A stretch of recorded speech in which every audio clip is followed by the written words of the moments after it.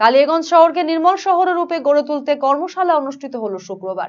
এদিন দুপুরে পৌর বিবেকানন্দ উৎসব ভবনে এই কর্মশালার আয়োজন করা হয়।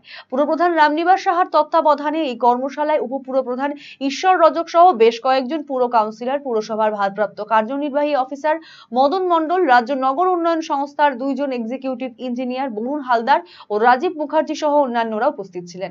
কালিয়াগঞ্জ পুরসভার 17টি ওয়ার্ডে বাড়ি থেকে আবর্জনা সংগ্রহের দায়িত্বপ্রাপ্ত নির্মল সাথীদের নিয়ে এই কর্মশালা হয়। পুরপ্রধান রামনিবাস সাহা বলেন, কালিয়াগঞ্জ শহরকে আবর্জনা মুক্ত নির্মল শহর রূপে গড়ে তোলার লক্ষ্য নিয়েই এই কর্মশালা।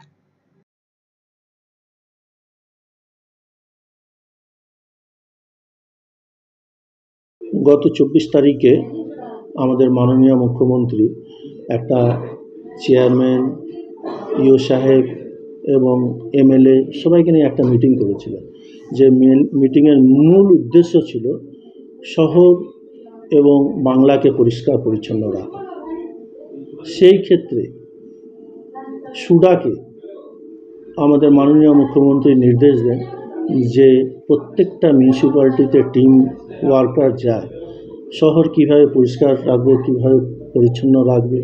ওয়ার্কাররা যারা নির্মল সাথী আছে, নির্মল বন্ধু আছে এবং কাউন্সিলররা আছে, এদের মিলিত প্রচেষ্টায় শহর কীভাবে পরিষ্কার রাখছে এরা না রাখছে এর জন্য দেখার জন্য ওখান থেকে এক্সিকিউটিভ ইঞ্জিনিয়ার 2 জন, একজন বরুণ হালদার এবং রাজীব মুখার্জি সাহেব আসেন।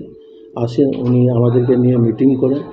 মিটিং করার পর ওনাদের যেটা গাইডলাইন আছে, ওনাদের যেটা একটা কীভাবে শহরটা পরিষ্কার হবে সেটাই নিয়ে আমাদেরকে ওনারা গাইডলাইন দেন এবং বুঝান। সেই হিসাবে আজ থেকে আমরা কাজও করব।